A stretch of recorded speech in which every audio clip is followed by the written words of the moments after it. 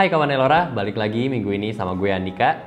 Hari ini gue akan mereview sebuah kamera yang kemarin sempat menghebohkan perkameraan duniawi. Kamera dengan segudang fitur yang ditunjukkan buat konten kreator, yaitu Sony ZV-1. Kamera ini dirilis di pertengahan tahun 2020 lalu, dan ini ditunjukkan untuk pasar konten kreator. Jadi kalau kalian cek websitenya itu kelihatan jelas banget kalau emang target market mereka para anak-anak muda yang suka bikin konten. Oke, kita bahas dulu ya dari bentuk luarnya kayak biasa. Dari bagian depan ini bentuknya mirip sama Sony RX100 yang Mark VI, yaitu pocket kamera Sony yang versi lama. Di depan ini ada tulisan Sony dan di bawahnya ada tulisan Zeiss juga. Bedanya di Sony ZV-1 ini ada grip kecil aja. Kayaknya nggak terlalu berpengaruh sih buat tangan gue, karena tangan gue udah terlalu panjang. Mungkin kalau anak-anak yang baru megang kamera pocket bisa berpengaruh.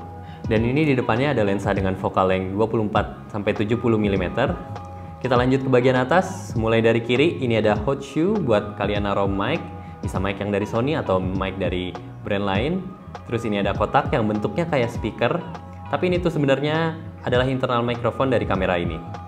Terus ada tombol on dan off, tombol mode buat ganti-ganti mode, tombol shutter ini buat kalau kalian mau foto. Ini ada switch juga buat zoom in zoom outnya, tombol record, sama ini yang unik ada tombol background defocus. Mau tahu apa fungsi tombol ini? Nonton video ini sampai habis ya. Beralih ke bagian kanan, ada port untuk mic, ada port micro USB bisa untuk ngecharge atau connect ke komputer, dan ada port mini HDMI. Di sini kalau kalian mau colok-colok ke monitor bisa lewat port ini ya. Di bagian kirinya dia polos, nggak ada apa-apa. Di bagian belakang ini ada layar variangle yang bisa di flip memudahkan kalian buat shoot foto dan video. Di sebelah kanan layar ada tombol FN atau function, tombol menu. Di sini ada dial pad-nya juga yang fungsinya berbagai macam. Ada ini tombol display, ada buat drive mode-nya, ada buat ngatur exposure compensation juga. Di bagian bawah dial pad ini ada tombol media playback buat ngelihat foto-foto atau video yang udah diambil, dan ada tombol hapus foto dan video. Di bagian bawah ini ada mount tripod. Terus ini ada switch buat ngebuka, ada baterai, dan juga ada SD card. Untuk speknya sebenarnya kalian bisa baca langsung di internet, tapi ya kali gue jelasin dikit aja. Kamera ini pakai sensor 1 inch Exmor RS CMOS layaknya kamera pocket pada umumnya dengan resolusi 20,1 megapiksel. Optical zoom lensanya 2,1 kali. Yang gue suka tipe autofocusnya itu udah fast hybrid AF dan sudah ada fitur eye tracking dan animal eye tracking gitu. Jadi kalau nge-track mata kita itu udah sangat cepat dan sangat bisa diandalkan. Kualitas videonya juga yang udah bisa record 4K di 30 fps dan Full HD maksimal di 120 fps. Jadinya asik banget buat bikin slow-mo.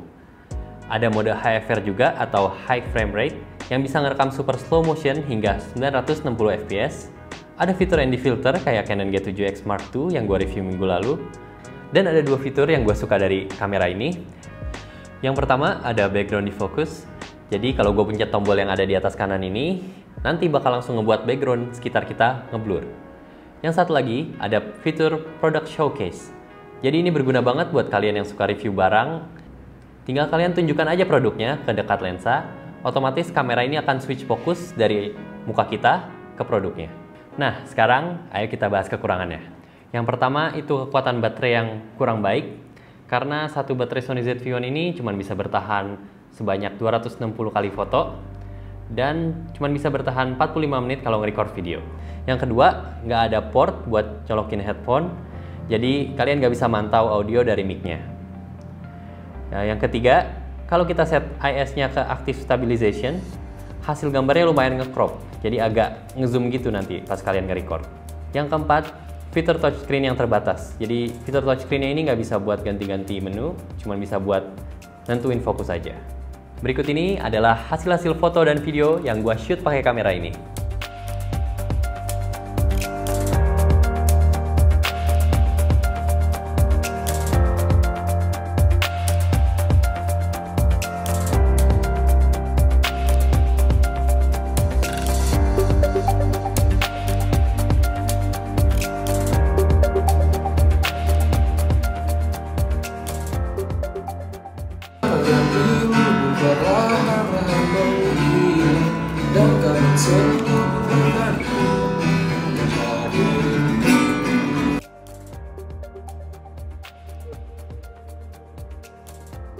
Ini adalah pertanyaan penting buat menutup episode kali ini.